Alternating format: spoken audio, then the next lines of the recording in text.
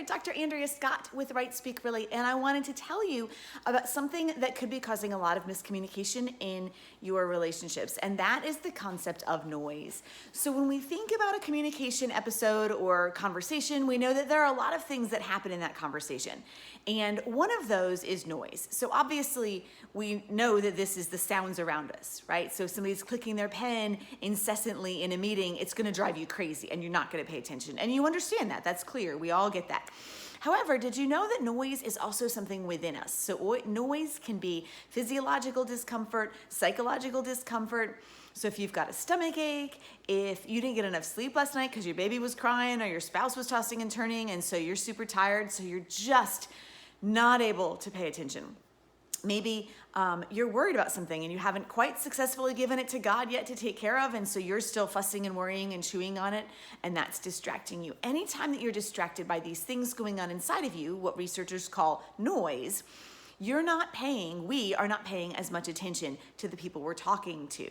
So when I'm in conversation with you, if I'm distracted, I'm not really responding quite right, you might think that you did something wrong, or you might think that I'm upset with you. And if we don't fact check, if we don't ask somebody and say, hey, you seem distracted, is everything okay? Then we may go on as if our assumption is correct. So you and I are in conversation, I'm acting not quite myself, I'm not really paying attention. You think, gee, she must be mad at me, or I did something wrong, or she's being a jerk today. And then you go on about your way and you never follow up on it. The next time that you and I have a conversation, you're gonna remember that. And so you may come into the conversation a little guarded, a little bit like you're not quite sure if I really want to be there, so you're not going to give all of yourself to the conversation.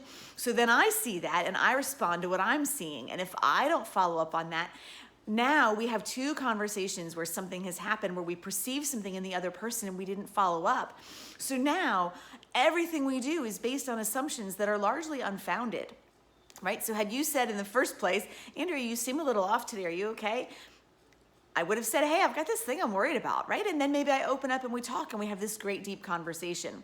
Or, hey, I didn't get enough sleep last night. I'm really sorry. I'm distracted. I'm not paying attention.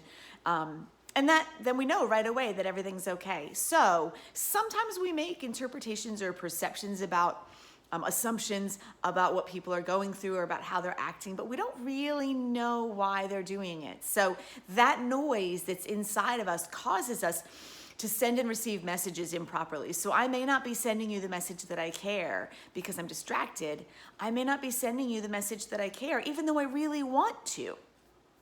And if I don't check up with you, then I might be interpreting something that's totally way off base, and I act as if it's true.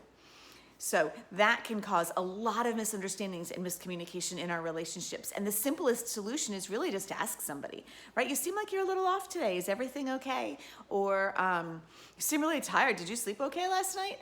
Anything that you can state your observation and then make sure that they're okay out of caring and concern is a very appropriate way to handle that. And you can head off a bunch of misunderstandings, miscommunications by doing it this way. I hope that helps.